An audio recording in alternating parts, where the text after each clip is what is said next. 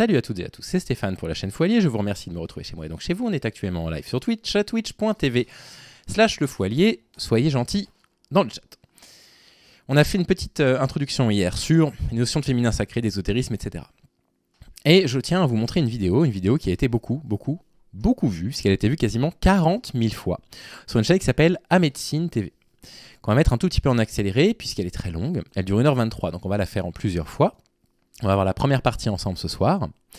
Et donc cette vidéo est une sorte de condensé de ces théories qui se disent être des sortes de théories féministes. Je ne comprends pas comment les femmes qui défendent ça pensent que c'est de la théorie féministe, mais finalement en fait on n'a que de la pseudoscience, du sexisme, de l'essentialisation, etc.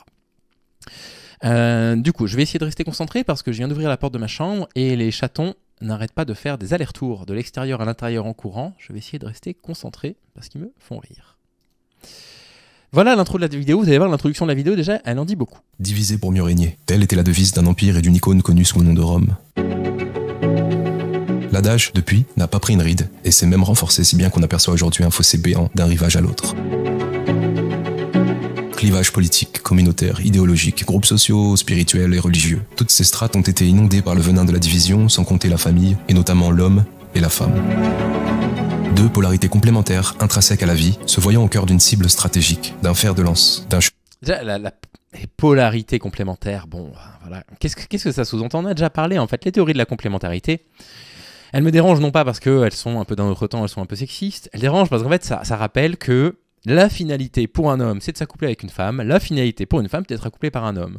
C'est non seulement profondément réducteur, mais en plus, ça replace de nouveau les femmes dans une position de soumission par rapport aux hommes, puisqu'il faut qu'elles trouvent un partenaire avec lequel avoir des enfants, et elles ont moins de temps que les hommes pour avoir des enfants en bonne santé. D'autant que la ménopause arrive à 50 ans, l'andropause chez les hommes peut arriver beaucoup plus tard, 75, 80 ans. Et c'est détestable. Ce truc de complémentarité est, je trouve, absolument détestable. On peut pas juste dire aujourd'hui, le mouvement féminin, on met tout dans le même sac, c'est un mouvement qui a cherché à diviser les femmes et les hommes, et on n'en veut plus. Enfin, je veux dire, c'est quand même de la mauvaise foi. Actrice importante au sein des milieux spirituels, à la fois autrice et conférencière, vient nous parler de cette scission largement subventionnée, à l'origine d'un malaise contemporain entraînant solitude, aliénation et dépression. Misère affective, site de rencontre, féminisme et masculinisme, identité de genre. Nous aborderons tous ces facteurs clés à l'origine d'une des distorsions les plus destructrices de notre époque, en tentant, comme à notre habitude, d'y apporter des solutions émancipatrices. Vous vous rendez compte, hein, le féminisme, les gender studies, c'est voilà, le phénomène de division maximale. Et ces courants se disent féministes. Et vous vous souvenez quand on avait vu un soir qu'il y avait des mouvements féministes qui étaient surveillés par les dérives sectaires, j'en étais un petit peu étonné. Et quelqu'un dans le chat m'avait dit non mais en fait je pense que c'est les dérives du féminin sacré. En fait on y est là. On y est dans les trucs qui sont surveillés par la Mivilude en espérant qu'elle continuera à exister dans les prochaines années. Bah, pour les dégâts que ça peut occasionner. Allez, on rentre. Oui, on pourrait lancer un bingo. Tout le monde veut le bingo? Allez, on lance le bingo. Vous avez raison. Ce serait quand même triste, en fait, que ça vienne d'une conférencière qui se dit féministe, quoi. Donc, on a le lobby LGBT, on a la complémentarité entre les femmes et les hommes. Est-ce qu'on les a encore quelque part? On a le lobby féministe déjà, rien que dans l'introduction. L'idéologie féministe, on l'a pas encore, mais ça va venir. Je peux la cocher dès maintenant parce que je vous assure que c'est assez hard ce qu'ils vont dire. Et sur la complémentarité, on n'a pour l'instant rien mis. Bien. Allons-y. Installez-vous confortablement et préparez-vous à une émission pas comme les autres, sur Amédecine, la plateforme de référencement quantique et holistique. Plateforme de référencement quantique et holistique. Ce serait quand même bien dommage. Merci beaucoup pour la vidéo, Roxane. Que je rate un truc quantique et holistique. Merci pour l'abonnement Zanatar. Sois le bienvenu ou la bienvenue sur la chaîne. Dans Outer Wilds, les objets quantiques, c'est génial. Il y a carrément une grande planète quantique, une grande lune quantique. Jouer à Outer Wilds, c'est très beau, c'est très touchant, c'est très sensible. Le bingo pseudoscience, on pourrait le proposer à Thomas et Vlad. Il s'amuserait bien, je pense.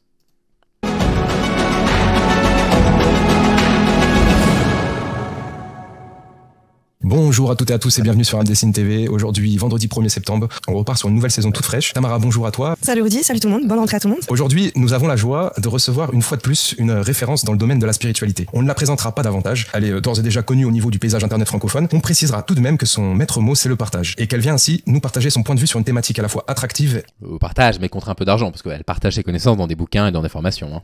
Et épineuse. C'est bien à l'enfant stellaire et lumineuse à qui nous nous adressons aujourd'hui, mais pas que. Également et aussi à la femme mariée, épanouie et mère de 2 enfants, à laquelle nous poserons des questions primordiales et trop peu abordées de notre point de vue tout au moins. Lumineuse, bonjour, une immense gratitude pour ta présence. Bonjour Rudy, merci beaucoup de m'accueillir. Bonjour à Tamara. Et c'est très drôle la manière dont tu me présentes. Excuse-moi, c'est trop mignon. Ouais.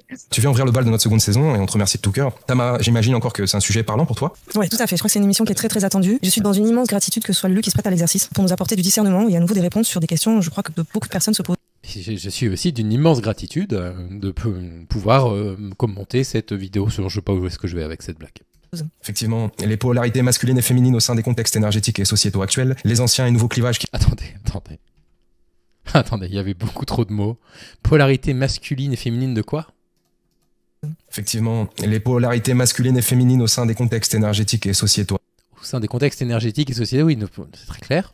Actuels, les anciens et nouveaux clivages qui vont avec, le rôle de l'homme et de la femme au sein de l'ancien et du nouveau monde, et bien entendu les dérives, les contrastes constatables à ce jour. On s'aventurera là donc sur une pente savonneuse puisqu'on parlera des mouvements féministes, woke, masculinistes, MGTOW, etc. Lulu, on va commencer... Merci pour l'abonnement, Carminas.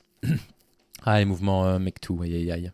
Tout simplement par cette question, tout ce qu'il y a de moins original, les hommes viennent-ils de Mars et les femmes viennent-elles de Vénus? Ah bah oui, commençons par le plus important. Les hommes viennent-ils de Mars et les femmes viennent-elles de Vénus? Bah, vous savez quoi, un jour on va le faire, ça va, ce bouquin c'est un best-seller, il a été vendu, on va pas lui faire d'ombre. J'irai l'emprunter à la médiathèque de la ville et on le lira, vous verrez, c'est hallucinant, mais vraiment, enfin, c'est du délire. Ah, un Stéphane vient de nous rejoindre, très joli prénom, tes parents avaient beaucoup de goût dans le choix du prénom, bienvenue Stéphane. Non, mais par contre, j'ai lu le livre étant plus jeune et c'est une merveille pour se comprendre entre les hommes et les femmes. Vraiment, c'est un travail magnifique que l'auteur a fait. D'ailleurs, D'accord, attendez, parce qu'il y a sûrement des personnes qui ne l'ont pas lu et je suis sûr qu'on va trouver des extraits sur internet. Mon Dieu, il y a un spectacle. Mais pourquoi? Alors, extrait et passage de Les hommes et les femmes de Vénus. Essayez de vous imaginer que les hommes viennent de Mars et les femmes de Vénus. Qu'un beau jour, il y a très longtemps, les Martiens, regardant dans leur télescope, découvrirent les Vénusiennes. Que cette découverte éveilla en eux des sentiments absolument sans précédent.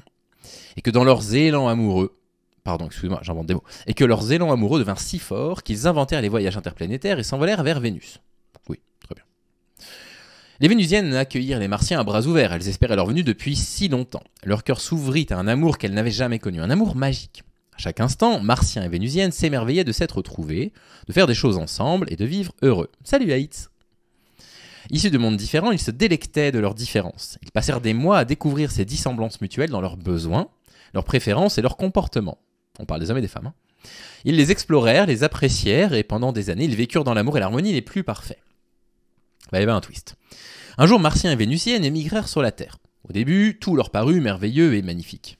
Mais l'atmosphère terrestre exerçant sur eux une influence maléfique, ils se réveillèrent un beau matin victimes d'une forme très particulière de perte de mémoire, l'amnésie sélective. Les Martiens comme les Vénusiennes avaient oublié qu'ils venaient de planètes différentes et qu'ils ne pouvaient être qu'intrinsèquement dissemblables. Aïe aïe aïe aïe aïe, ça commence. En une nuit, tout ce qu'ils savaient de leur dissimilitude avait été effacé. Depuis lors, les hommes et les femmes sont perpétuellement en conflit. C'est ce truc.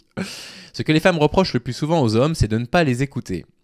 Ou bien l'homme ignore complètement la femme quand elle lui parle, ou bien à peine a-t-elle prononcé quelques mots qu'il croit savoir ce qui la tracasse, et chaussant les bottes de Monsieur Réponse à tout, lui suggère tout fier de lui une solution miracle pour régler son problème.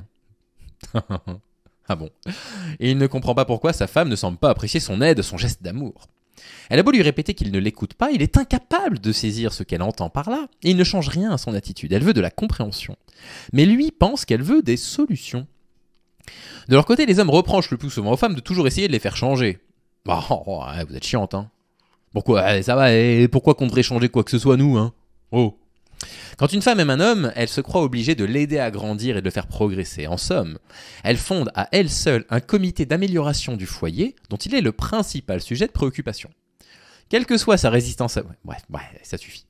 Vous voyez un petit peu l'idée. Donc voilà, ce grand ouvrage qui est inspiré de je ne sais pas quoi est la grande référence de cette personne dont le nom, quand même, elle a un nom, Stéphane, la moindre des choses ce serait de la nommer, s'appelle sur les réseaux Lulumineuse. Très bien. Voilà.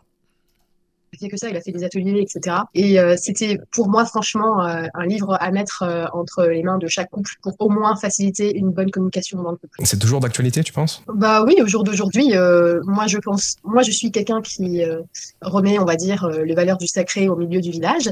Et oui, il y a des choses qu'il faut garder parce qu'en fait, ce sont des choses qui sont issues de la matrice même de la création et que la création. La quoi? La matrice de la création? Mais de quoi parlent ces gens? La création est faite par le créateur, cet être individualisé dont nous sommes tous porteurs de la flamme. Ah oui, bien sûr, oui, la flamme que nous a transmis le créateur, machin, oui, bien évidemment. Pardon, excuse-moi, j'étais juste distrait. Qui s'exprime à travers justement ces polarités que l'on nomme ici féminin et masculin, mais on pourrait aussi bien dire yin et yang dans une autre région du monde. Donc oui, c'est toujours d'actualité et qu'on le veuille ou non, ce sera toujours d'actualité jusqu'à ce qu'on chemine vers une transcendance au-delà des polarités, c'est-à-dire dans une dimension qui ne les sépare plus. Et là, on pourra parler en effet de l'androgynie originelle, mais on en est très très loin parce que... Voilà, exactement. Alors j'ai juste une petite question. Je n'ai rien compris à cette phrase qui a été très longue.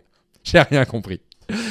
Donc voilà, la transcendance, machin, les bipolarités, tout ça, la lumière au centre du village, tout ça, c'est absolument évident. Dieu, machin, tout ça, je sais pas quoi, les hommes d'un côté, les femmes de l'autre, machin, un voyage interplanétaire sur la Terre, tout ça, tout le monde connaît déjà, mais je suis pas certain d'avoir bien compris ce qu'elle voulait dire. Salut, Biabanero, merci pour l'abonnement sur la vue, la bienvenue sur la chaîne. Je vous parle d'êtres qui sont tels. Allez, pour la congolexicomatisation des lois du marché. La parthénogenèse, nous crie Roxane. Qui devait fonctionner sur Vénus, puisqu'il n'y avait pas encore de martiens hommes. Ça devait marcher. Tellement avancé que ce sont les maîtres des maîtres qu'on parle aujourd'hui. Tu nous invites régulièrement à ressentir et à nous aligner avec justement le flux naturel de l'univers. Et là, c'est un petit peu comme si tout était complètement emmêlé entre ce féminin, ce masculin. Je parle en termes de genre, mais aussi en termes de polarité. Qu'est-ce qui nous arrive? Qu'est-ce qui se passe, Lulu? Eh bien, moi, je pense qu'il y a quelque chose qui est très visible. C'est que plus on s'approche d'une nouvelle aube, d'une renaissance, et plus on s'est éloigné, en fait, de la lumière. Vous savez, les empires se sont pas effondrés comme ça par magie. C'est parce qu'ils se sont éloignés, en fait, du moteur source qui les a fait naître. On a le grand exemple qu'on ne donnera plus de l'Atlantide, qui a été... Waouh, oui, d'accord, on en est là, j'avais oublié ça. Déjà, on expliquera aux historiens et aux historiennes que c'est bien gentil de nous raconter leurs histoires, je sais pas quoi, là. Non, en fait, il n'y a pas d'explication autre que l'éloignement de la lumière. Bien. Je pense, pour être tout à fait honnête avec vous, que ces personnes-là sont saines d'esprit. Je le pense très sincèrement. Je pense aussi que ces personnes-là croient profondément en ce qu'elles professent. J'en suis absolument convaincu. Je suis convaincu que d'une certaine façon, ces personnes-là sont heureuses. Et du coup, le discours nous paraît complètement évidemment abscon, complètement à côté de la plaque. Il est hors de question non plus pour moi de me moquer des personnes qui vont regarder cette vidéo et qui croiraient en ce genre de propos. Le problème, c'est que ces propos-là, ils ont des répercussions sur les personnes qui vont payer les formations de cette personne-là, payer ses conférences, payer ses bouquins, et qui vont leur expliquer que finalement, il n'y a que des hommes, il n'y a que des femmes, qu'il n'existe absolument aucune autre façon de se définir, que les hommes devraient avoir une énergie masculine qui correspond, vous allez voir, elle va le décrire, à certaines valeurs sexistes. Et donc pour moi, ces personnes-là, ce sont des agents, des agentes, là, en l'occurrence, d'une sorte de statu quo par rapport à l'état dans lequel on se trouve aujourd'hui dans la société. Je pense que ce sont des personnes qui causent du tort, c'est pour ça que je me permets d'en parler, que je me permets de vous montrer cette vidéo. Je suis très moqueur, je suis désolé d'être très moqueur, mon objectif n'est pas de me moquer de ces personnes-là, mais en même temps, ça me fait profondément rire. Ce sont des propos, j'ai beaucoup de mal à comprendre qu'on puisse les prendre profondément au sérieux. Mais en fait, ils vivent dans le mensonge, ils vivent avec une compréhension du monde, avec un filtre en fait, c'est-à-dire qu'avec des explications monocausales, un peu comme des personnes complotistes, et d'ailleurs peut-être qu'on croit tous à certaines théories du complot, ont tendance à vouloir expliquer des phénomènes qu'ils observent par un seul phénomène qui les arrange. Et donc, il est très certainement possible qu'en appliquant le filtre de, je sais pas, la lumière, par exemple, et si la lumière, c'est, je sais pas, ne pas avoir, je sais pas, de biens matériels, etc., de trouver des sortes d'anecdotes qui pourraient se produire avant la chute d'un empire et de dire, regardez, l'empereur a dépensé son argent pour s'acheter des possessions, il s'est éloigné du chemin de lumière, il a perdu son empire. Ils sont une sorte de biais de confirmation, finalement. C'est ça que moi je pense qu'ils ne mentent pas, c'est-à-dire qu'ils croient profondément, elles croient profondément en ce qu'elles disent, j'en suis absolument convaincu, et je pense qu'elles sont dans une forme de biais de confirmation permanent. Elles vont appliquer, calquer leur filtre sur leur compréhension des choses et revoir tous les éléments qui ont pu exister sous ce filtre-là.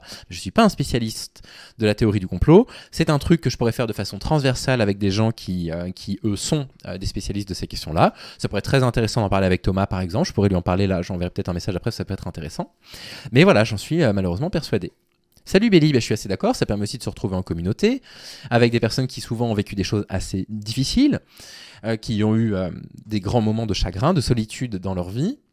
Ça leur donne une sensation d'exister entre eux. Il faut évidemment faire très attention, et la Mivilude fait attention à ça, à ce que ça ne devienne pas des dérives sectaires et que ça ne les éloigne pas des personnes de leur famille qui sont les personnes qui réellement pourraient les aider à aller mieux concrètement.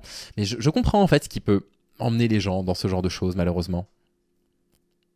C'est ça, en fait, on arrive par le New Age, on fait une sorte de passerelle avec des trucs de complot. Ouais, je suis assez d'accord.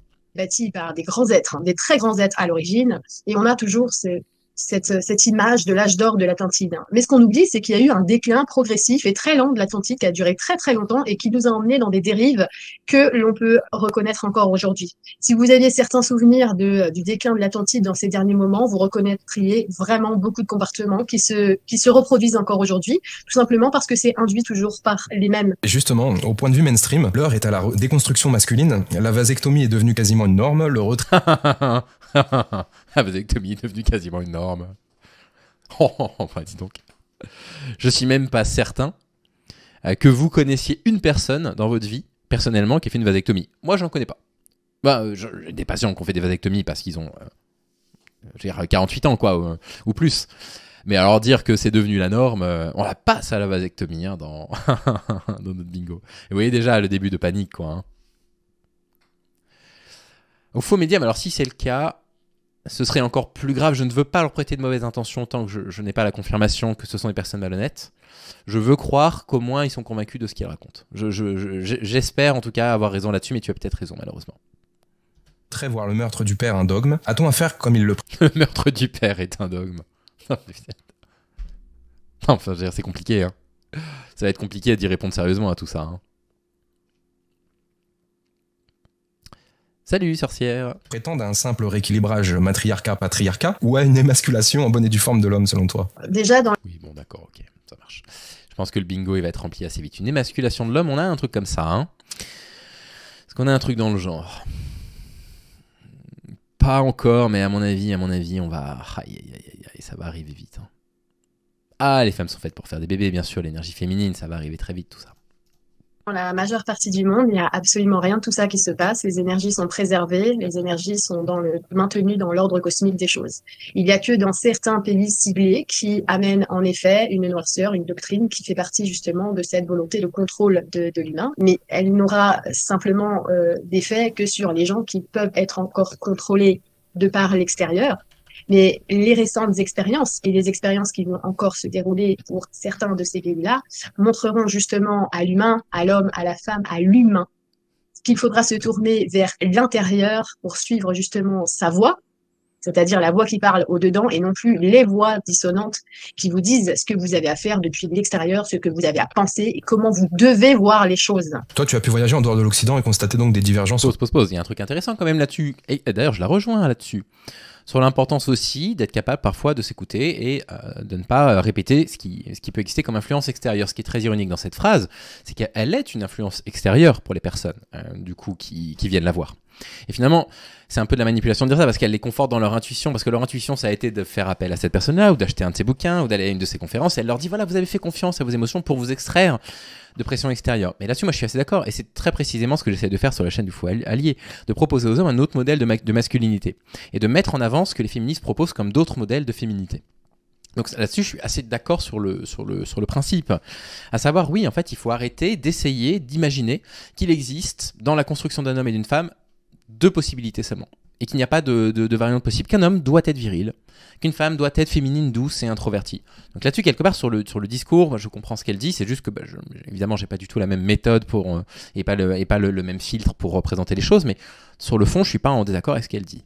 Avez à penser et comment vous devez voir les choses. Toi, tu as pu voyager en dehors de l'Occident et constater donc des divergences au point de vue des relations hommes-femmes, en fait. Non, mais moi, je vous dis déjà une chose, c'est que je suis franco-syrienne et je peux vous dire qu'il y a la moitié de ma culture qui n'entendra jamais parler de ces choses-là parce que c'est juste pas possible. Il faut remettre les choses aussi dans leur contexte. Ce qui paraît une avancée, une ouverture d'esprit dans certains pays, dans d'autres pays, c'est simplement l'œuvre des ténèbres qui est en place et qui se faut. Oui, bah oui, comme l'homosexualité. Et alors ? Quel est donc cet étrange argument d'autorité qui arrive là? D'autres pays considèrent que l'homosexualité c'est une diablerie et nous on considère que c'est une avancée. Peut-être qu'elle parle pas de l'homosexualité, elle parle de la transidentité à tous les coups. Vous êtes chez les transphobes, hein, malheureusement, les vrais, les purs et durs, je suis désolé. Mais alors, en fait, c'est quoi cet argument? Quel est cet argument? Dans un pays comme la France, un pays qui vit en période de paix, on n'a pas de conflit armé sur notre territoire. On intervient à l'extérieur dans certains types de conflits, mais nous, on vit plutôt en paix. On a cette chance, cet immense privilège de pouvoir se dire qu'est-ce qu'on peut faire pour être un petit peu plus heureux, sachant qu'on n'a pas à penser à notre survie immédiate. Alors, je ne parle pas évidemment des 15% de Français qui sont sous le seuil de pauvreté, qui sont en mode survie. Mais pour les autres Français, qui ont la possibilité de se dire qu'est-ce qu'on peut faire pour qu'on soit un peu plus heureux en tant que, je sais pas, en tant que communauté, quoi. Il y a des choses évidentes. Accepter l'étranger comme un frère et pas comme un ennemi, faire en sorte que les personnes trans se sentent bien, leur accorder des droits aux homosexuels, accorder des droits aux lesbiennes. On pense à ces choses-là parce qu'on en a la possibilité. C'est évident que si demain on était envahi, la priorité des priorités, ce serait évidemment pas de faire des lives sur le Fou Allié pour décortiquer les propos des paroles de la chanson française. Évidemment, ce sera pas notre priorité. C'est sûr qu'on se consacrera pas collectivement à ça. On a l'habitude, enfin on a la possibilité, je dis l'habitude parce que je l'ai vu dans le chat, on a la possibilité de penser à autre chose, de dire voilà, maintenant que notre situation de vie n'est pas une situation de vie ou de mort dès qu'on met le nez dehors, qu'est-ce qu'on peut faire pour aller mieux? On va écouter les revendications des minorités. Et il y a des choses qu'on peut faire, donc on va les faire, si c'est possible, il y a des choses qui prennent du temps. Typiquement, ce que les Gender Studies nous apprennent sur la définition sociale de l'homme, ça va prendre du temps, ça a pris du temps avec moi, ça prendra du temps avec d'autres, ça ne prendra pas. Les luttes pour les droits des personnes LGBT ont pris du temps, elles sont toujours refusées par certaines personnes, en particulier chez les religieux, les intégristes, etc. Il y a encore des manifs pour tous organisés par des groupements catholiques, etc. Mais voilà, c'est comme ça qu'on fait, parce qu'on a ce privilège en France de pouvoir le faire. Mais tu m'étonnes qu'actuellement en Syrie, leur priorité, ce serait pas de se demander si les films qui passent sur leur plateforme ont assez de diversité à l'écran. Oui, c'est pas la priorité des Syriens là actuellement, effectivement. Tu m'étonnes que la priorité actuellement des Iraniennes, que leur priorité actuellement, c'est pas s'il faut féminiser tous les mondes métiers ou pas. Oui, effectivement, c'est pas leur problème actuellement. Mais le jour, on l'espère, où elles obtiendront la paix, on leur souhaite en fait d'avoir les mêmes élans progressistes qui peuvent exister ici, où elles auront ce luxe en fait de pouvoir se dire maintenant qu'on vit dans une période de paix, qu'est-ce qu'on peut faire pour améliorer nos conditions, quoi. En fait, c'est très simple. Il me semble que c'est très simple. Merci pour l'abonnement, Onibaku. Au fil, parce que l'œuvre des ténèbres, le malin, on l'appelle comme ça parce qu'il est très malin. Parce qu'il se faufile en tant que lumière, et c'est ce qu'on appelle aussi la fausse lumière. Moi, je suis pas en train de dire et Lucifer, ça veut dire porter la lumière, alors rien. Qu'est-ce qui serait bon de penser, qu'est-ce qui serait bon, de mettre à jour, de dénoncer. Je suis juste en train de dire qu'au fond de nous, nous sommes des courants de vie. Moi, j'ai jamais vu un courant de vie qui avait déjà un genre. Un courant de vie, c'est une impulsion. Ça veut dire quoi? Ça veut dire que l'être suprême, cette grande source, est individualisée pour s'expérimenter. Ensuite, on est venu ici dans la décomposition de la lumière, dans les strates. C'est une très bonne remarque en plus de Roxane. Parce qu'elle dit que dès qu'il y a un instant de crise, on va retirer effectivement tous les droits qu'on a pu accorder, qu'on estime être progressifs. C'est une très bonne remarque. Salut El Bastardo Loco. Sois le bienvenu ou la bienvenue sur la chaîne. De la densité pour revêtir des corps éthérés déjà. Non mais Amtesh, c'est pas une vidéo. Voilà, il faut accepter 2-3 approximations. Je pense qu'on est à 8 minutes 47 d'analyse du féminin sacré. On a entendu dire, je pense qu'on n'est pas à ça après. Tous nos corps éthérés, est-ce qu'ils ont un genre? Non. Et ensuite, on est... est-ce que le corps éthéré a un genre? Vous voyez, donc là, il y a une critique féroce du coup des courants LGBTQIA+, évidemment. Elle se base du coup sur la compréhension qu'elle peut avoir de ce qu'elle appelle un corps éthéré. Alors ça fait très longtemps que j'ai pas mis le nez dans ces trucs-là, mais je crois que le corps éthéré, vous savez, vous avez votre corps physique, vous avez un truc qui émane autour de vous, ça va être l'aura, le corps éthéré, ça va être le truc qui est relié, je sais pas, à l'univers dans leur truc. Est-ce que le corps éthéré a un genre pour elle? Non. Donc elle va baser du coup sa réflexion par rapport à ça. Et ce corps éthéré est censé être relié à une sorte de source à laquelle on est tous reliés. C'est les théories ésotériques un peu classiques. Ça fait très longtemps que j'ai pas regardé ça. Salut Duncan Penfaus-Waleo, bienvenue sur la chaîne aussi. Ça fait très longtemps que j'ai pas mis le nez là-dedans. Et donc pour eux, c'est une sorte de courant de vie qui nous unit tous et toutes, qui fait qu'on est tous et toutes les mêmes, mais quand même un petit peu différents. C'est ça que j'ai du mal à comprendre dans ces déclarations. Ça n'a pas d'identité de genre. Donc, voilà, la transidentité, ça n'est pas normal. On y est, hein. On est complètement dans l'utilisation du New Age pour des délires complètement conservateurs, quoi. Est venu se polariser dans la matière. On a pris un costume d'humain. Et ce costume d'humain, il a un genre défini biologique. Cette personne, elle a vu The Good Place. Puis elle se dit, c'est probablement la réalité. Il y a des démons qui ont pris un costume d'humain. Oh là là, fatigant. Voilà ce qu'on a fait. Parce qu'on est venu faire l'expérience de ça. Donc, non, on ne se trompe pas quand on vient intégrer une expérience. Par contre, oui, on peut se sentir mal une fois qu'on est dans l'expérience. Ça, je suis d'accord avec ça. Tu réponds en partie à cette question. De nos jours, on est face à même des programmes scolaires qui parlent d'identité de genre. Oh la vache. Ah ouais, non mais on en est là, quoi. Ah là là là, les programmes scolaires qui parlent de l'identité de genre. Bon, très bien. On va pas revenir dessus, on avait déjà fait un truc de Valeurs Actuelles qui avait parlé de ça. Ah d'ailleurs, il faut que je fasse une vidéo de Valeurs Actuelles là. En live ou hors live, peu importe, je ne sais pas encore, prochainement. Qui parle du wokisme qui a fait s'effondrer l'industrie du divertissement, d'accord. L'industrie du divertissement qui n'a jamais rapporté autant d'argent de l'histoire, mais si les fachos s'appuyaient sur la réalité matérielle, ça se saurait. Qu'en est-il Salut Clyde. Du choix de l'incarnation? Les programmes scolaires parlent aujourd'hui, par exemple, d'éducation sexuelle. Où est-ce qu'elle est l'éducation sentimentale là-dedans? Où est l'amour dans les programmes partagés? Qu'est-ce qu'on veut donner en fait comme sentiment aux gens? Pourquoi on parle de sexualité aussi ouvertement? Parce que soi-disant pour protéger. On parle pas de sexualité à l'école, on parle d'éducation à la sexualité qui va commencer d'abord par une éducation au consentement jusqu'à 6 voire 10 ans.